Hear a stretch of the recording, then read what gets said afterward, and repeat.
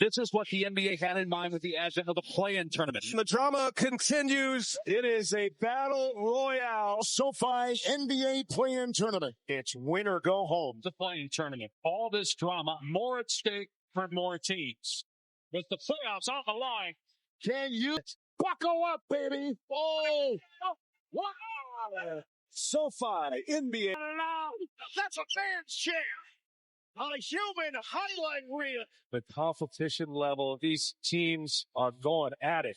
Any way you look at it, the matchups are fascinating. Every man and woman and child on their feet. The SoFi NBA play-in.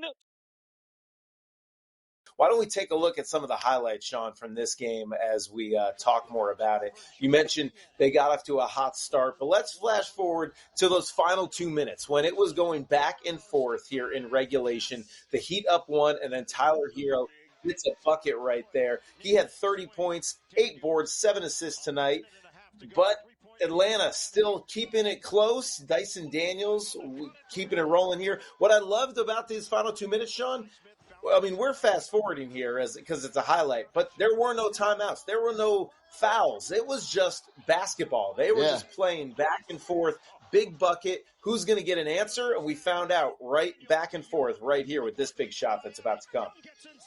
Yeah, Iron Eagle said it. This is the highest form of competition we're watching right now, and that's exactly what it was.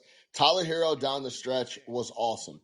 Hit a bunch of really tough shots. It's just continuing to show people that he is one of those guys offensively in this league, was an all-star, is going to continue to impact games on the offensive end. It was essentially getting to his spots and knocking down shots. Then Trae Young comes down, hits a big layup to tie it after a missed free throw. But George Niang was big down the stretch of this game.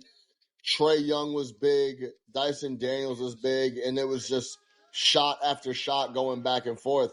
It was exactly why the play-in was created. So, yeah, I loved it. Tyler Hero, Davion Mitchell, and the guys in OT really just were too much for the Atlanta Hawks to handle.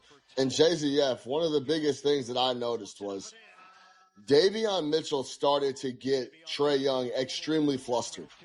There was a point where Trae Young hit a bucket and then picked up Davion Mitchell full court. I haven't seen Trae Young pick up anybody full court, maybe ever. So that was exciting to see. He had Trae Young going. And then at the end of that game, Davion Mitchell essentially cooked Trae Young. He had a 3 Trae Young didn't contest on. Davion Mitchell then gets the offensive rebound, keeps that possession alive. They get a bucket. It went from a tie game to down 6 or 7 very quickly in overtime. Atlanta couldn't come back. Absolutely. And Davion Mitchell, not only did he hit those 3 big threes in overtime, but there was a 3, I don't know if we'll see it in the highlight coming up here after Trae hits this big shot to keep Atlanta close, just down 3. Davion Mitchell attempted a 3. He misses it. But what he does after that is so key. It sums up the type of player he is. Even though he missed the shot, he crashed the boards, got the offensive rebound, kept the possession alive, and it ended up swinging back to him for him to make the 3. This might be it right here, actually. Let's watch this. Davion Mitchell, the 3. Oh, well, he's just making it there for me. All right, maybe it was a little bit earlier, but you know what I'm talking about. I mean, Davion Mitchell was getting it done on both ends of the floor. It's that intensity that he showed that shows up in these winner-go-home games.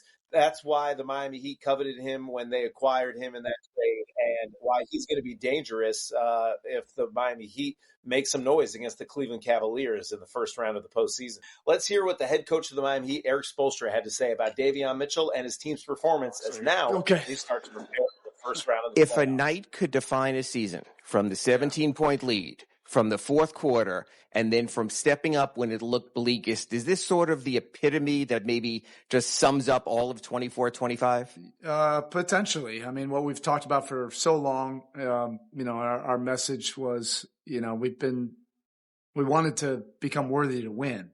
And when we were trying to fast track this and put this together in February, we were going through a lot of, tough games, but we got to a point where it felt like we were worthy to win and we were losing. And that's what was really frustrating. But what I really love about this group is the adversity that we all collectively, experienced together. We all viewed it as a gift.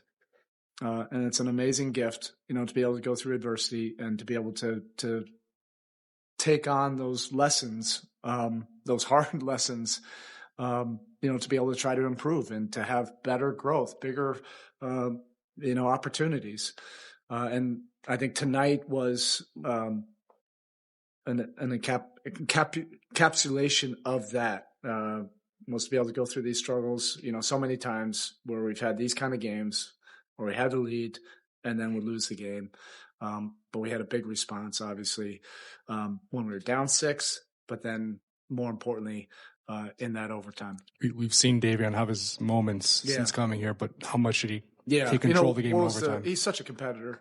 And not only Davion, but, I mentioned this to the group, probably several times this past week. I know how badly our group wanted to get in this thing. I could see I could see it in their eyes. I could feel it, with their hearts. This group has grown closer together, from all these adversities. And Davion has given us that kind of passion, right? He wears all of his emotions on his sleeve. I think that's a really good fit, for us. We have a lot of guys that, are really intense, but don't outwardly express, it.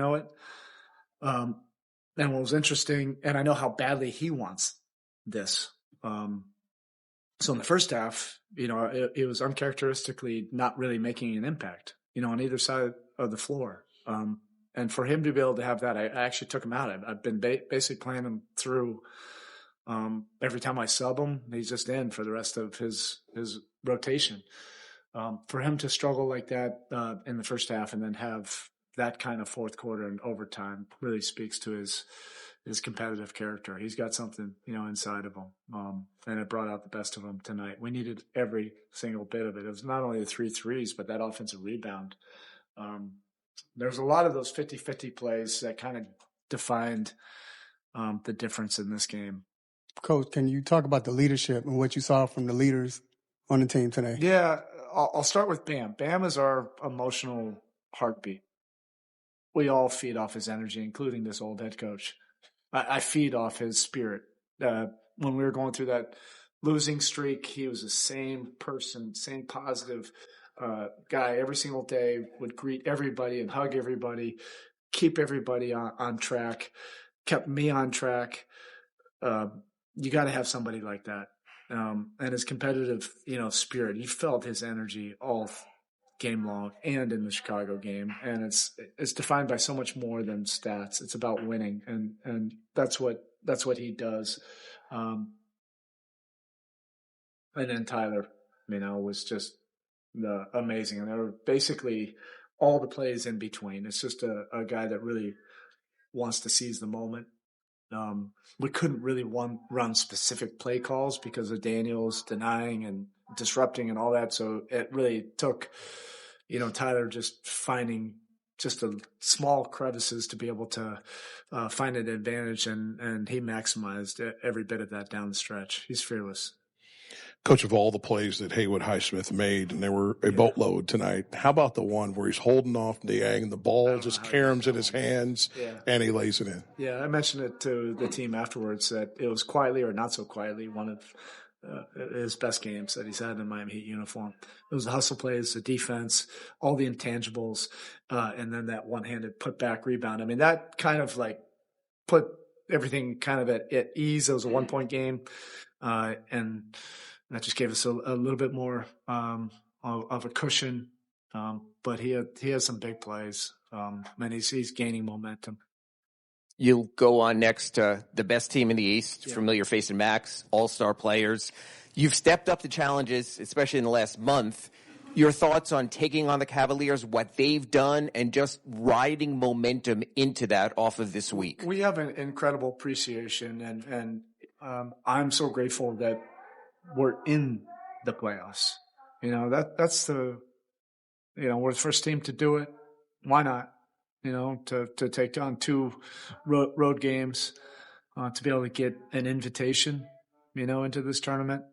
You have to respect what Cleveland has done all year long. They've played at probably the most consistent level, them and OKC, all season long. It's not by accident. They're well coached. They have great players. They have really good continuity. They play the right way. But if you have big aspirations, to compete for a title, you got to get an invitation first, into the playoffs. So tonight, I just want our guys to enjoy this. We've been through a lot. We've been through a lot this year, and our guys really wanted this. And I want them to take a moment and reflect, how far we've come in the last 3 months. We'll get to Cleveland. I think it's better that we just get on and play on Sunday instead of have more time to overanalyze and overdo things, as we tend to do. Tyler, against that Dyson Daniels matchup, that's one of the toughest in the league. You talked about how he tried to solve it. Just what test was that for him, especially in the fourth quarter and overtime, to figure out how to solve that? You have to be really sharp. You can't be sloppy. You can't be careless. You have to be extremely intentional. We've developed some of these habits, getting him on the move, where it's not just all, straight high pick and roll, for him. But those, all the great players know how to maximize those moments in between, the unscripted plays, and that's where he was. And it's because of the respect of a really good defender like Daniels. But it's also a credit to Tyler and, his continual improvement and his growth and his offensive skill set. All right, cool. Thank you. See you in Cleveland. You heard Coach Spoelstra there. Credit, this was a total team win. I mean, he mentioned almost every player on the roster who had a big game tonight and stepped up. Tyler Hero, the leading scorer, with 30 points, 8 rebounds, 7 assists. Sean, we already talked about Davion Mitchell. Andrew Wiggins had a big game. He had 28 and 8. And Bam Adebayo, who we see right here, he really helped the team get off to a hot start. Not only scoring 17 points, he had 11 rebounds. He had 5 blocked shots, 5 assists, 2 steals. He was a key difference maker, especially early on in this game for the Miami Heat. Yeah, if you're not going to close games well, which the Miami Heat don't, you better start them well. And that's exactly what Bam did and got them going early. I think it just shows the respect that Spo has for his players, for him to say that he feeds off of Bam and his energy and he gets them going. That's a direct note to Bam saying, hey, if you continue to bring the energy and continue to do what you do, we'll feed off that, and there's no telling how far we could go in the playoffs. It's interesting. We packed for 9 days. They got a little momentum now. They went to Chicago, dusted off the Bulls. Then they get in a dogfight against Atlanta on the road, hang in there, go to overtime. Davion Mitchell and Tyler Hero close the door on them.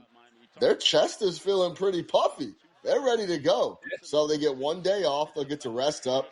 They get to go to Cleveland. And then it's the momentum versus, a little bit of rust potentially in the fold for Cleveland having a bunch of days off. So we'll see. Spoelstra is the master of this situation, and we'll see what shakes in Cleveland. I'm looking forward to seeing it. But if you're going to get 6 guys scoring 12-plus points like the Miami Heat tonight, that's their Achilles heel. Their issue has been offense, but they got it tonight versus Atlanta, and they're going to need it versus the number 1 offense in the NBA in Cleveland.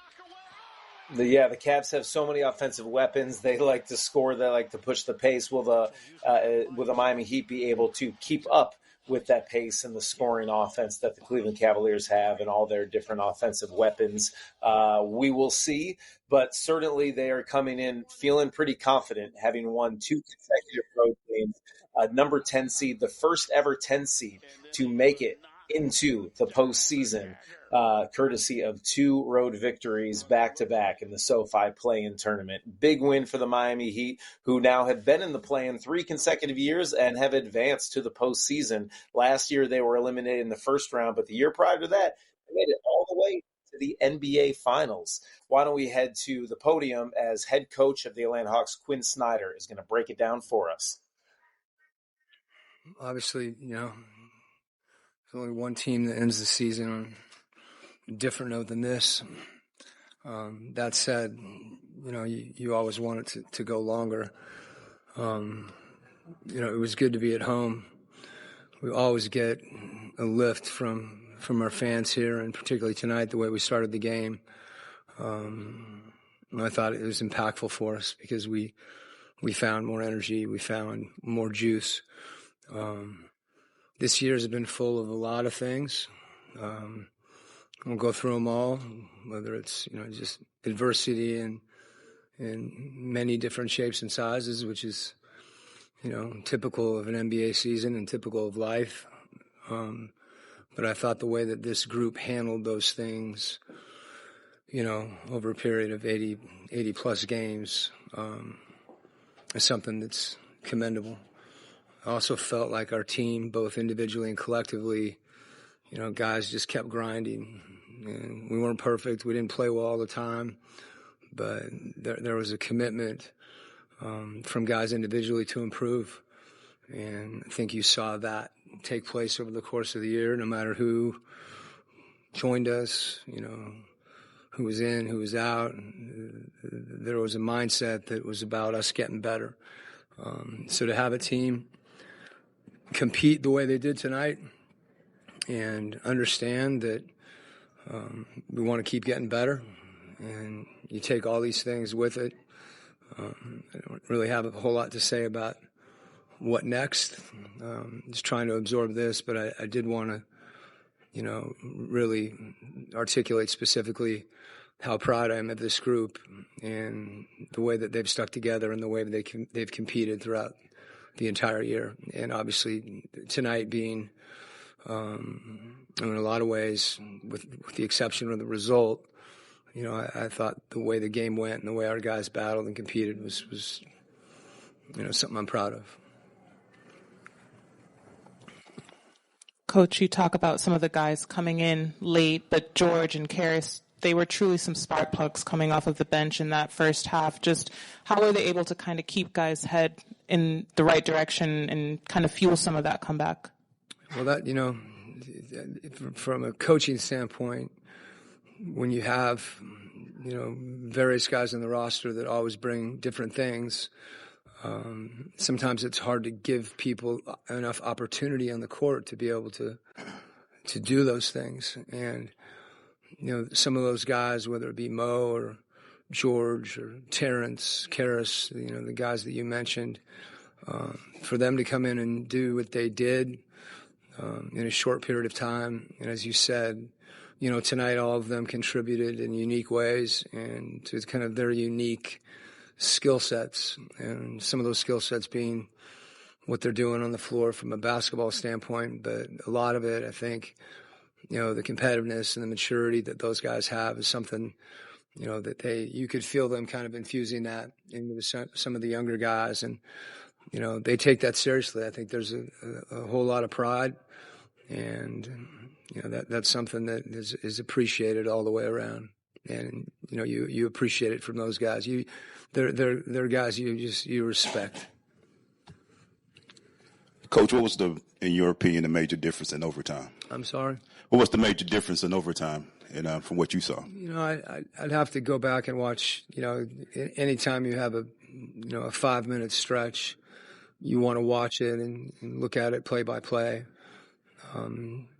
They were able to, were they 5 for 6 from 3 in overtime? I think that's hard to overcome. And to whatever extent, we had some breakdowns that resulted in those threes being more open than we wanted to. You're always going to look back and wish that were different, but, give Miami credit. I thought both teams played at a high level and a very high level competitively. And they were able to make those plays. We made a lot of those plays ourselves. We didn't make them during that 5-minute stretch. And, we've got to live the off season with that, but, I'm not going to look at 5 minutes. I will look at the 5 minutes, obviously, because, it's high score when we started. But my focus is a little broader than that right now. And that should be clear by what I just articulated for the last 5 minutes. Coach, there's probably a few sore bodies in the locker room today. It felt like a lot of guys hit the floor chasing loose balls, trying to catch every opportunity they could. Do you get anything or like some solace out of the fact that it was the last game, but everyone left it all out on the floor? Yes. You win or lose, you want that in every game, really. But there's some games, obviously, that are, more important than others in that sense. So, again, to see the way that we competed, we didn't make every play that we wanted to make, but the effort was tremendous. The Hawks stayed in the game for the first 3 quarters, and then coming to the last 5 minutes of the fourth quarter, it feels like they were energized, the defense was clicking, and you made a huge run led primarily by the defense. What did you see out of that moment, and what will you carry over into next season from what you saw in that moment? Yeah, I think that's, you kind of hit a couple bookends on, I think, every team is different. Every team plays a slightly different style, different schemes, tactics, whatever it is that usually fit their personnel. And in our case, being able to get stops is really important because it allows us to try to get out and run.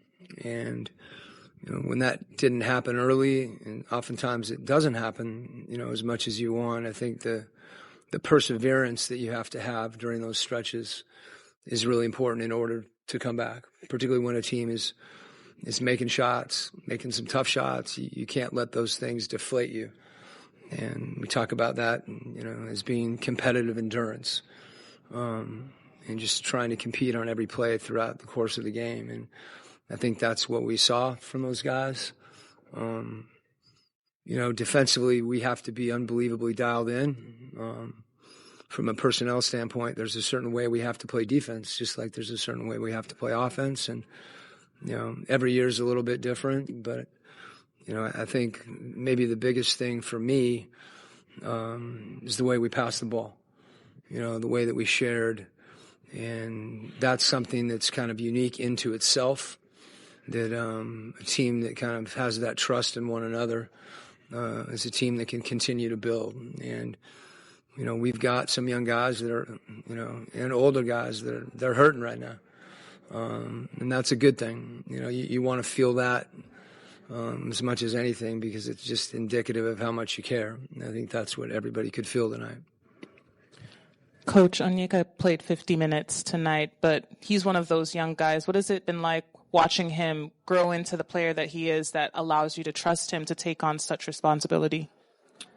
Yeah, I've been up here a number of times, and you're trying to figure out, why did you play this guy? Why did you play that guy? What's going on with this? And as I've said before, there's never real right answers. You judge those based on the results.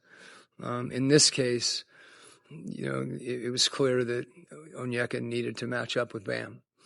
And, we wanted to use our timeouts in order to rest him as opposed to getting him out of the game, even if it's for a minute or two. Because sometimes, without using a timeout, you have somebody sitting at the scores table for a while. So that was something that was clear, really early in the game that we wanted that matchup. And then obviously the way that he played in addition to that certainly was affirming. And first of all, he's a player that I really appreciate having a chance to coach because there's a glow to him that just elevates people. He's one of those guys that he's a great teammate. And, to see him with the level of focus, in this second half of the season where he's been given what he's earned, I think that's important. That he's earned, more opportunities as he did tonight.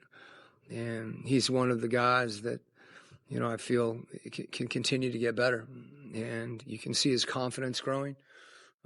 There's certain aspects of the game that he may not have even been as aware of, that he's thrown himself into everything. And sometimes when he's smiling, the wheels are turning. He's looking for every way he can to get better. And that includes a lot of the mental parts of the game in his position, because he's in a lot of different coverages. We're asking him to do a lot of different things. And he's so instinctive.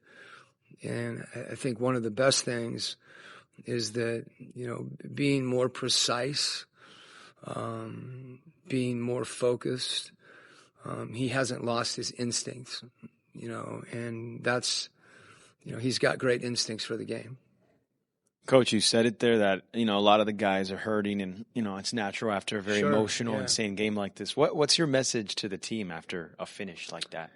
Yeah, I'll step back away from that. And, it's similar to what we've been discussing, that maybe the biggest thing, this isn't really a great time to try to digest and analyze a game as much as it is to appreciate, to have gratitude for the guys that you're able to coach. And, being part of a team is a special thing.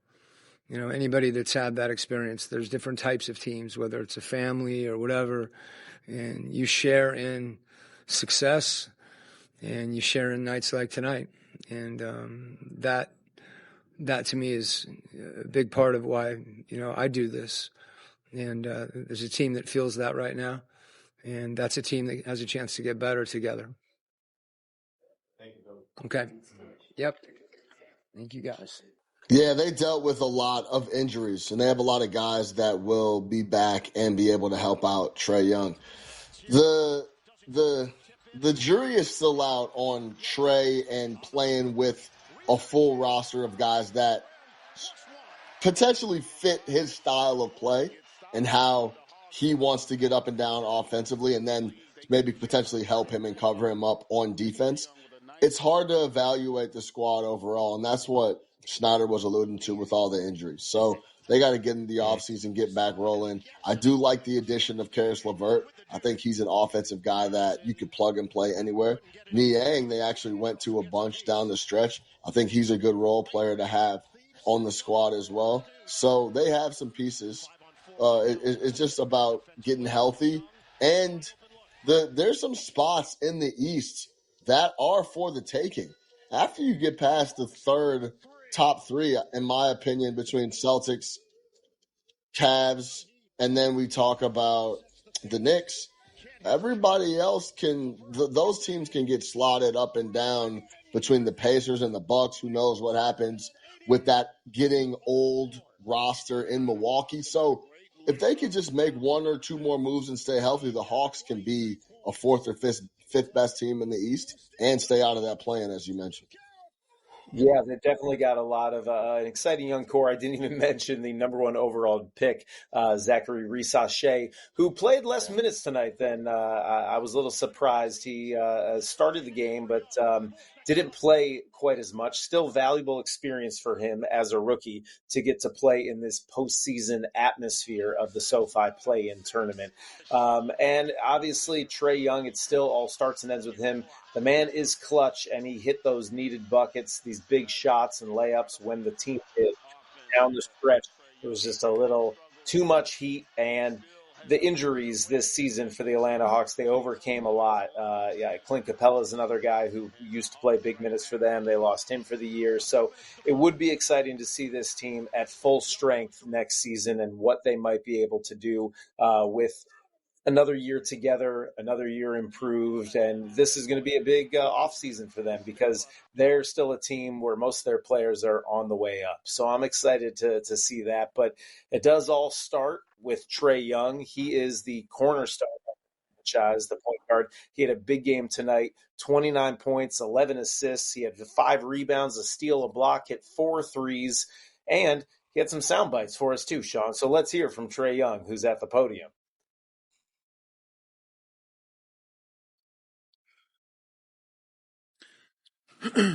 Trae, right here. What was the difference in this one, in your opinion? I mean, it came down to a couple more made shots. That's really what it came down to. I think both teams really competed hard. It was a hard-fought game. And I think it just came down to a couple more made shots. I mean, you got to give them credit. Some of their guys that don't usually be making shots hit a couple more shots tonight. And, I mean, yeah, so you got to give them credit. They made us a few more shots than us, but I think we fought hard and definitely fought back to get back in that game.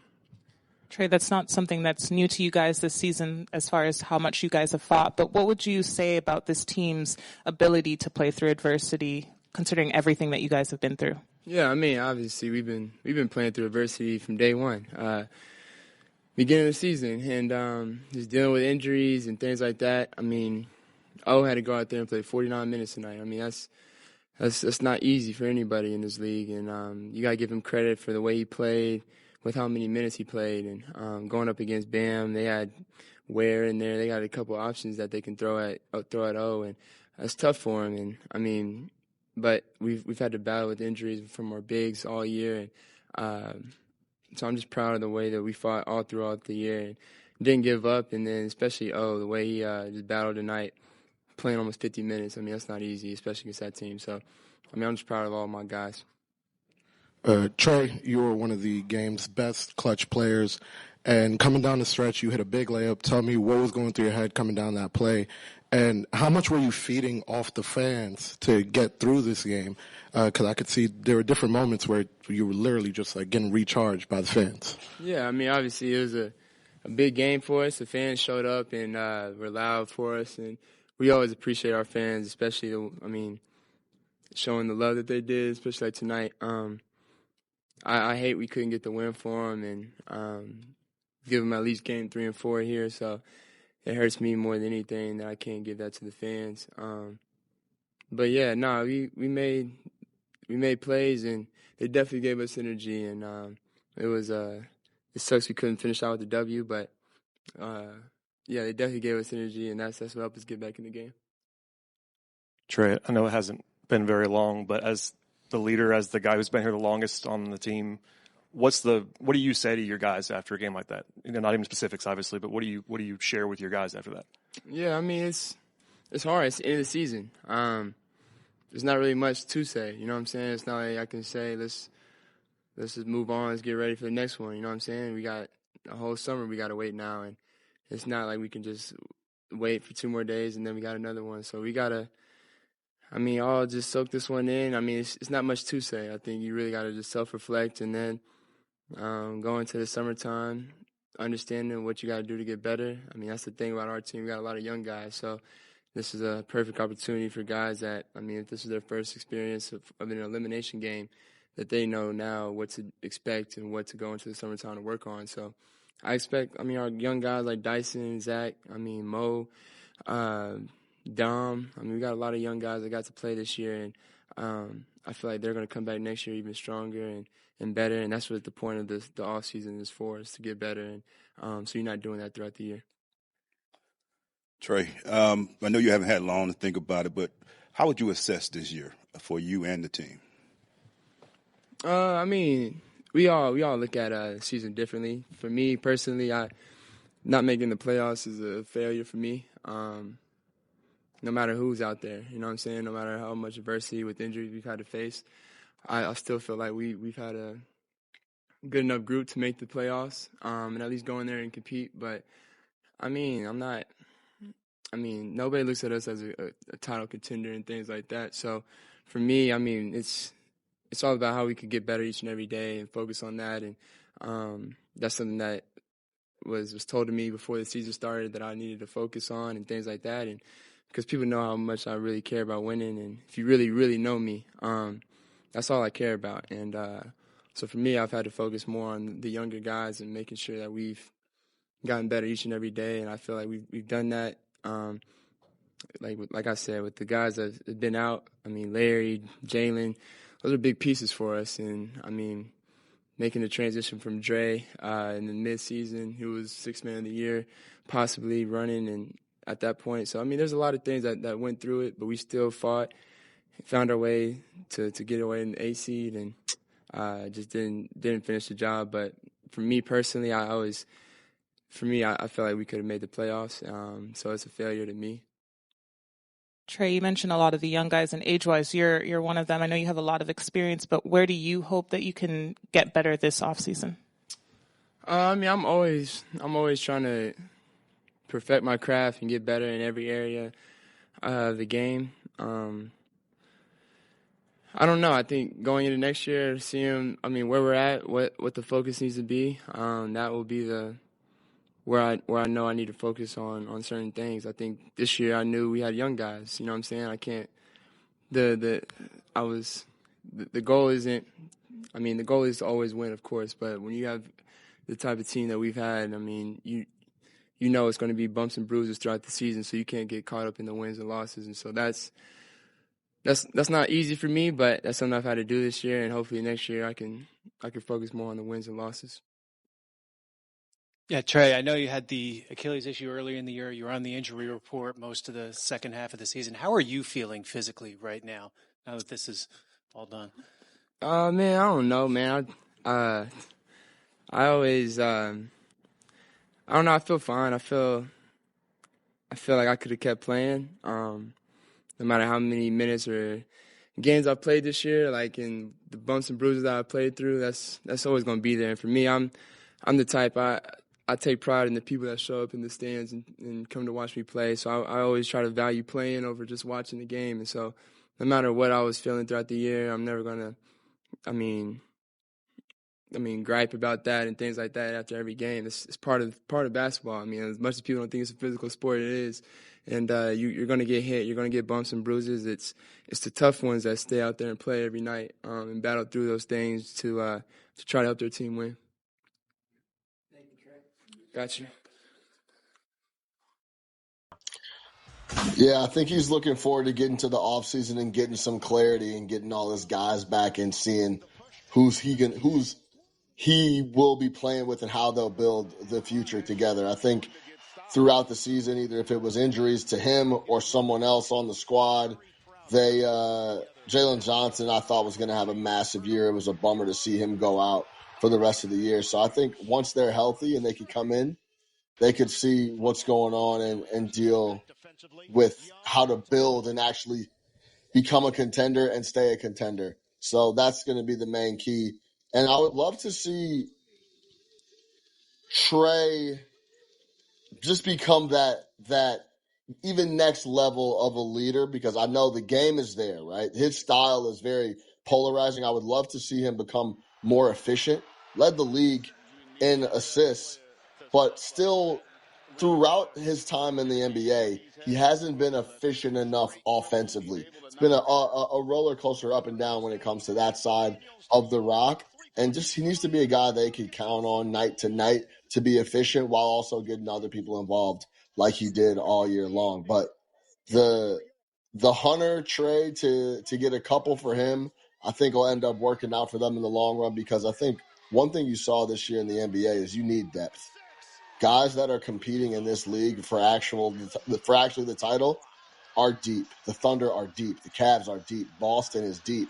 The Knicks are the third team in the East, back-to-back 50-win seasons, but aren't seen as a threat to win the title this year because they just aren't deep enough. They're playing 7 guys tops. So that's the key here. I think Atlanta has a couple pieces, but Trae does need to take that next step to really become a contender in the East, because Jason Tatum and the rest of those guys, Jay, they're not going anywhere. They're going to be around just as long as he's around.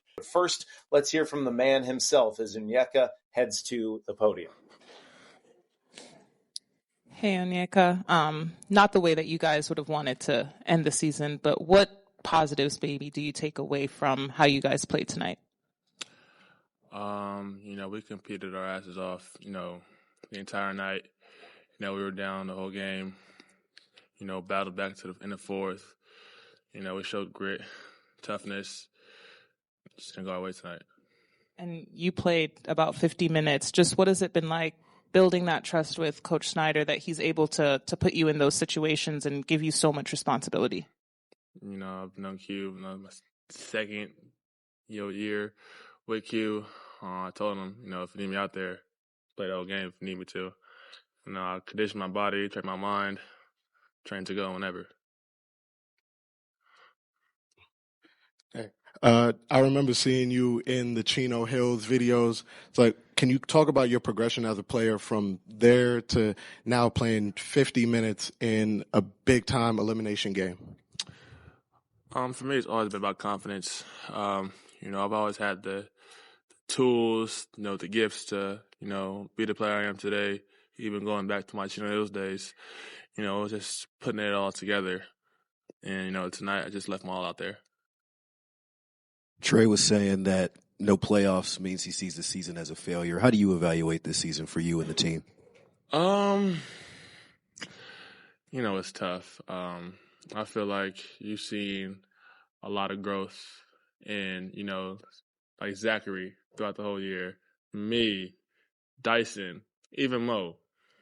I know we didn't go to the playoffs, but, to see those guys blossom into the players they are now, can't help but be proud of them. I'm so proud of these guys. They kept their heads up. They've shown their growth on the court.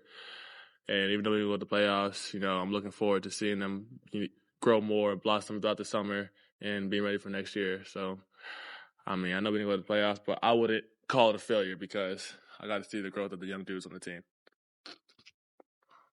Onyeka, you kind of just mentioned what I was about to ask you. How excited, even though it's a loss today, with the youth on this team and the growth that you can see, how excited are you for the future of the Atlanta Hawks? For me, thinking about it, so it's only up from here. I just said the guys that we mentioned, and we get Jalen Johnson back next year. He's our, the star on this team. And just be ready. God willing, we're all healthy. Next season, we'll be ready to go from the start. Onyeka, we've seen your game, go to the next level this season and blossom even more, consistently knocking down your three-point shot, being even more aggressive in the paint. Even though, obviously, this loss is still very, very fresh, when you start to look at the offseason and look at next year, what's the next level of your game look like to you at this moment? I honestly think as a player I have it all. Definitely want to, perfect my shot more. Definitely want to handle the ball more. It's just, keeping the main thing, and just working on everything. Definitely want to work on my body, get stronger, more conditioned, and, be willing to be ready for the start of the next year. I'm healthy. I'm not rehabbing anything, so I'm excited for this offseason coming up. We talked about the progression of the young guys, but what about the progression of adding in some of those new guys like George and Karis and how they've been able to help you guys fight through some of this adversity? George is a great vet.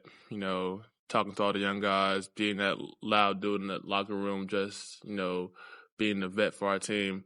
Same with Karis. Hopefully we can get Karis to come back next year. We love playing with him. He's a great person. Same with T-Man.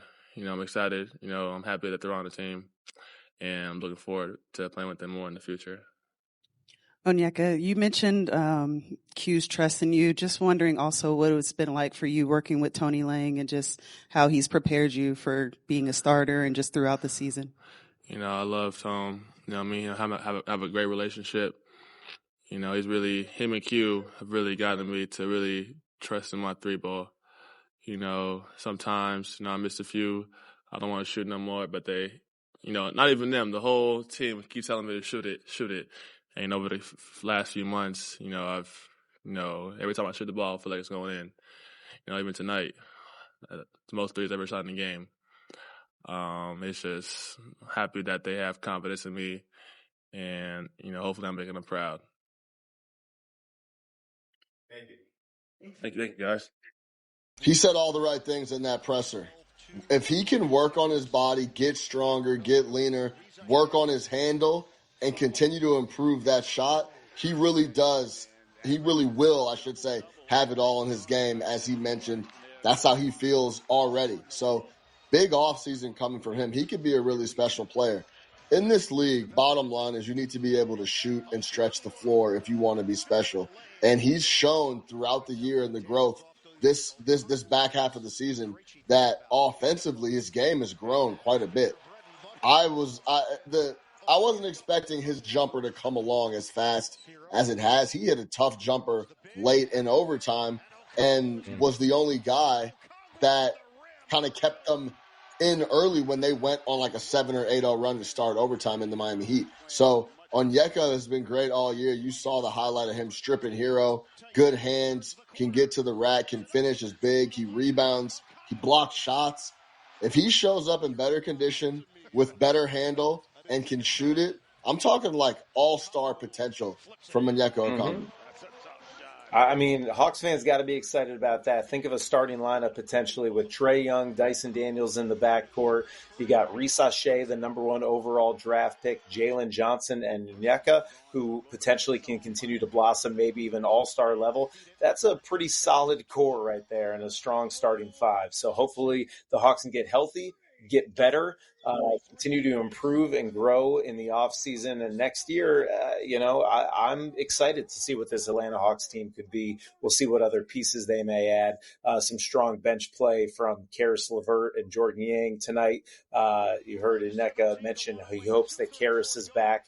The former Cavaliers, they were traded for DeAndre Hunter, both had big games tonight off the bench. Karis LeVert with 15, 7, and 6. And George Niang, who you mentioned the minivan, he had 20 points, 4 boards, 4 assists tonight off the bench. Davion Mitchell stepped up again. He was your player of the game in the first SoFi play-in game for the Miami Heat on Wednesday.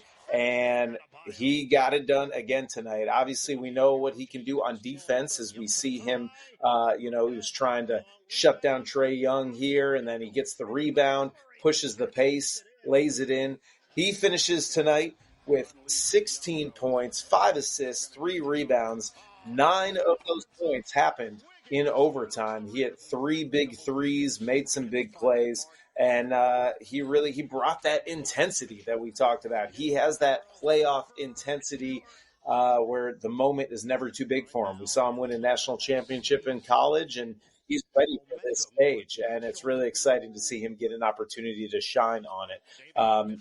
Sean, some thoughts about Davion Mitchell's performance tonight and why he was your choice for player of the game. He's a dog, hard hat, brings it every single night.